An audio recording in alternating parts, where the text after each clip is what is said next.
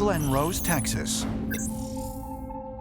This rural southern town has a population of only 2,500, but may hold one of the most incredible archaeological artifacts ever found.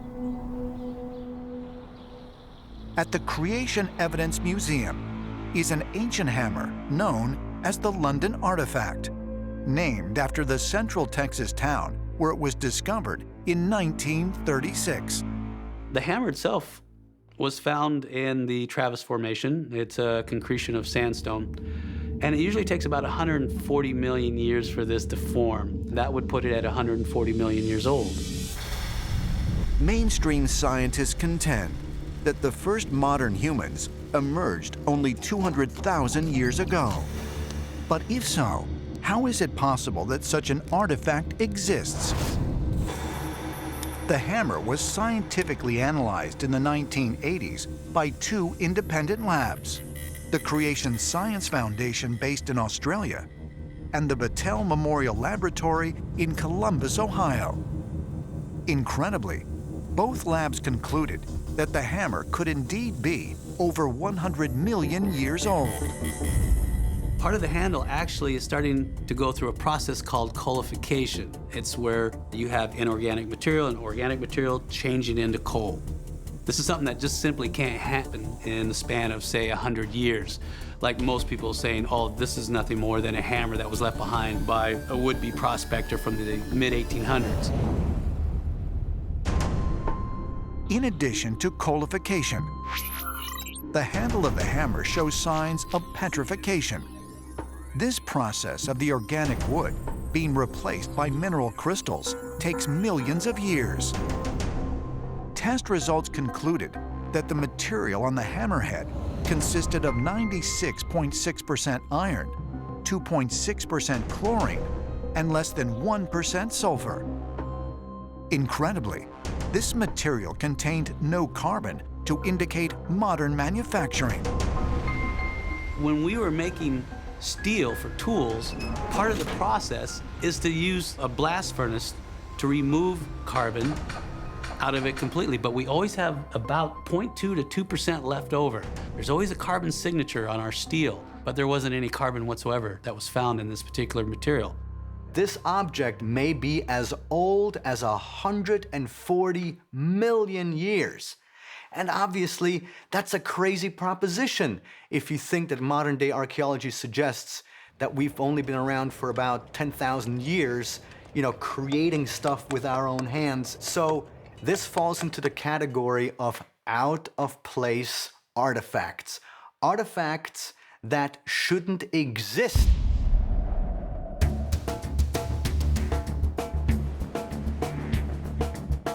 The Melanesian Islands off the coast of Papua New Guinea, 8th century AD.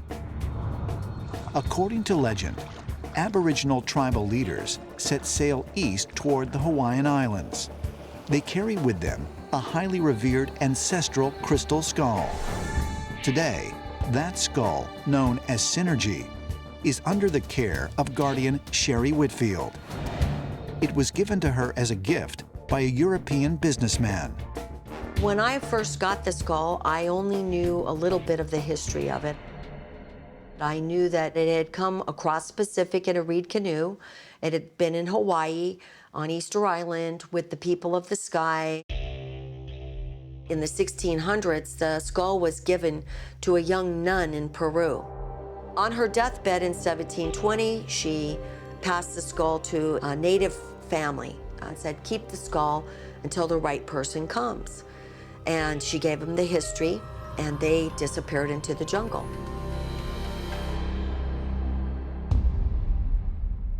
In 2005, Whitfield was contacted by a representative of the Aboriginal tribe who saw a photograph of Synergy in a newspaper. And he said he brought the photos and he brought the little skull to the shaman and the chief, and everything stopped. And they declared 24 hours of feasting and telling stories about the skulls. It was really cool because really they don't talk that much about the skulls in their everyday life. It's part of their sacred secrets and their teachings. Now, they say that they didn't make the skull, that it was passed to them as a legacy. So it's an ancestral object. Their legend is that their tribe was started by a white man and a black man, twins. Their whole religion revolves around twins, and they have the twin of this skull. Their legends are that there were two of these skulls made identical. There's a powerful spirit in crystal skulls. Melanesia is populated by all different classifications of spirits, of ancestral spirits, meaning spirits of the remote ancestors that have to do with a particular group's creation story, or recently dead ancestors. Spiritual energy in Melanesian society is just not for people. It can be in places, in objects, in plants, in animals. The notion of a spiritual energy that resides in inanimate objects is widespread throughout the South Pacific. Anthropologists who studied Melanesian societies in the 19th and early 20th centuries termed this supernatural force mana. The idea of mana is that there is a divine magical energy that is both the source of life and a kind of animating presence in things, in places, in people. There is reverence for specific objects because they seem particularly strong in this magical power. Some believe that the power comes from ancestral sources, and that the older the ancestors, the greater the power. These things are incredibly important to the people in all aspects of life, like warfare, hunting, gardening, fishing, any type of thing that normal human beings can't control. And these objects with this ancestral spirit energy, if you control them right and access them right and speak to them right and get their permission and get their aid and get their help, they can in effect pre-kill your enemy prior to battle. Is it really possible for objects like crystal skulls to be possessed by otherworldly spirits, as South Pacific Islanders believe? And if so, where do these spirits come from? In the South Pacific, their ancestral myths talk about people descending from the sky.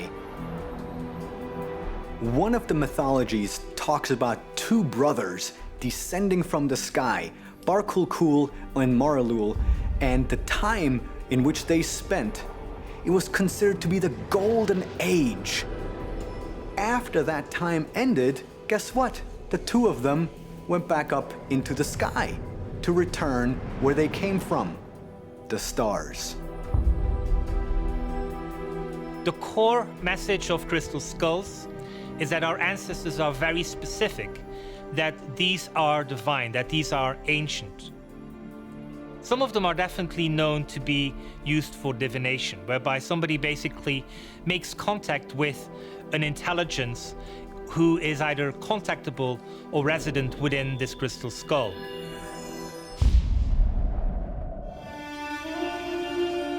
Temple Mount, Jerusalem, summer 2013. Just 164 feet from the Temple Mount's southern wall, archaeologist Dr. Eilat Mazar makes a stunning discovery. An inscribed earthenware jug that dates back 3,000 years, to the time of King Solomon. The discovery may confirm what many historians have suggested, that Solomon's temple once stood at this exact location. In addition to the historical significance, the find intrigues treasure hunters, as it may indicate that other, much more valuable relics may also lie buried at Temple Mount. Solomon's temple was built in the 10th century BC by the great king of Israel, Solomon. And it was built initially to house the Ark of the Covenant. According to the Hebrew Bible, Solomon's temple was constructed upon direct orders from God.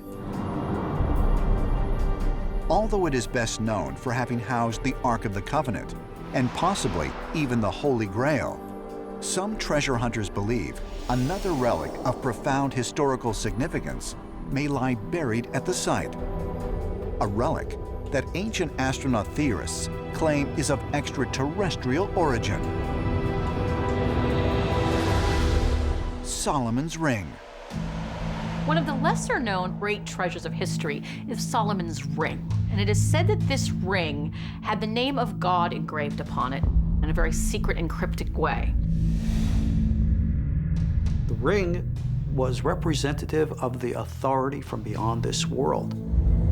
The wielder of that ring would be able to compel any and all who recognized that source of extraterrestrial power to do whatever he wished. In the Islamic records, the Ring of Solomon was given to him by angels. It gave him magical powers. Through this ring, he could control the jinn or genies. According to both the Quran and the Hebrew Talmud, Solomon's Ring also aided him in constructing the temple itself. Somehow, this ring gave him the power to control otherworldly beings, for want of a better term. Demons, you can call them genies, or you can call them extraterrestrials. Solomon was in need of a higher technology in order to build his temple. He knew that he had to contact Ashmodai, later known by the Greek name Asmodeus, who was the head of the daemons. With this ring, clearly not of human origins, Ashmodai was hereby compelled and required to provide for Solomon whatever he needed to fulfill the building of the temple of God. So Ashmodai gave to Solomon something called the shamir. Now the shamir is described in traditional literature as this little worm that you put on the stone and it would cut it precisely. The shamir was a quote-unquote worm that could cut and drill through even the hardest of stones rather with ease. What if this shamir was some type of laser cutting device? Is it possible that Solomon possessed an extraterrestrial device wielding incredible power?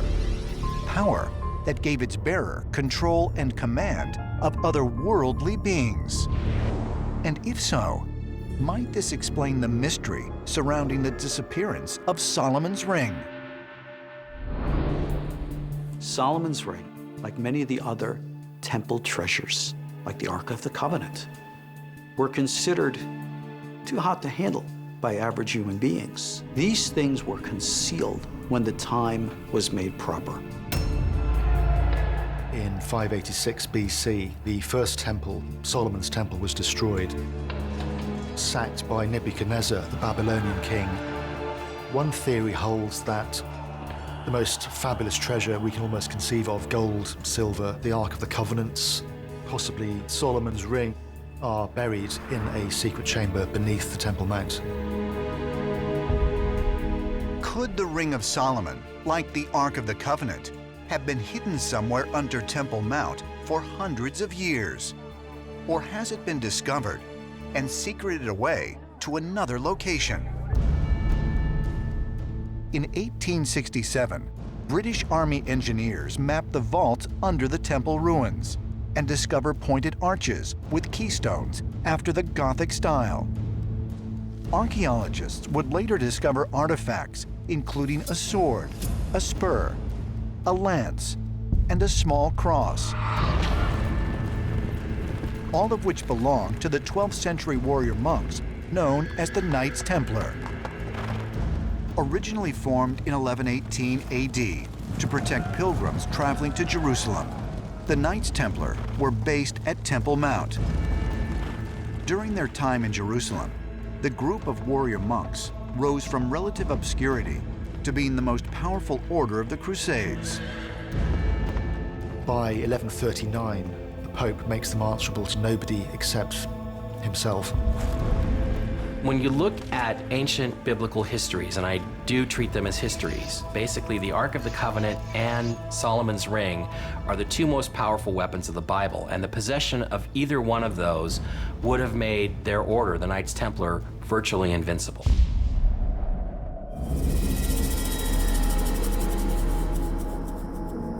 Saqqara, Egypt. Located roughly 20 miles south of Cairo, it is home to the world-famous step pyramid of King Djoser. Dating back more than 4,000 years, it is the oldest of Egypt's 97 pyramids. Saqqara is also famous for being one of Egypt's oldest burial grounds, earning it the nickname City of the Dead. It was here in 1891 that French archaeologists unearthed an ancient tomb containing the burial remains of Padi Iman, an official from the 3rd century BC. Among the various items discovered was a small wooden model of what appeared to be a bird lying beside a papyrus bearing the inscription, "I want to fly." The artifact was later sent to the Cairo Museum, where authorities placed it alongside several other bird figurines. The model sat largely unnoticed until 1969, when Egyptologist Dr. Khalil Massia was examining the bird collection and noticed that there was something very different about the Saqqara bird. It's interesting because, on one hand, clearly it should look like a bird because it has eyes and it has a typical nose of a bird. On the other hand, the wings are clearly not bird wings. To the middle of the rump, you see is the wing a bit thicker. In this region, the lift up is the highest. The whole thing becomes thinner to the end of the wings, and those wings are modeled down. And this is a very modern aerodynamic design. Then the other point is birds have no rudders, because a bird does not need a rudder because of its aerodynamic architecture. And so there is the idea they are not representing birds, but flying machines or aircraft.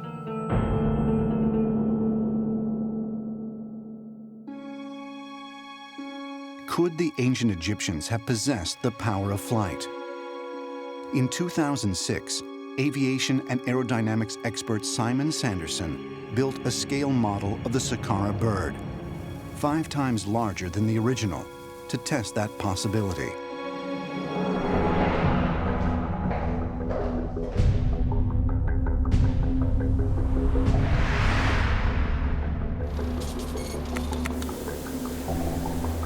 We're running at a constant speed, slowly increasing the angle of attack and then measuring the forces which it's producing. That way we can learn about its flight characteristics.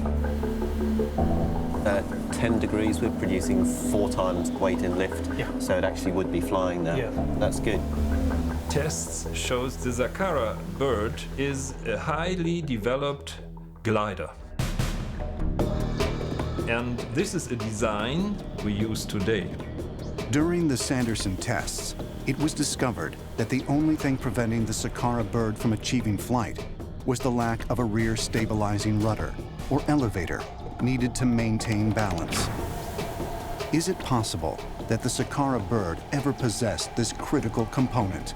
What is missing is something like an elevator, but if you look at this feature here, then we may interpret that something like an elevator was connected here, but was lost during the history.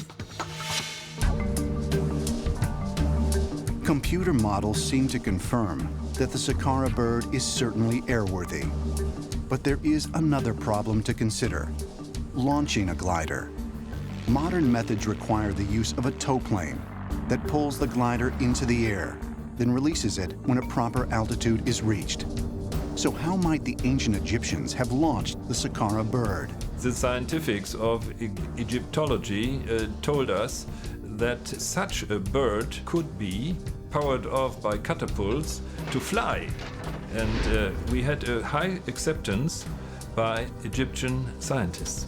The idea of using a catapult does have a contemporary parallel.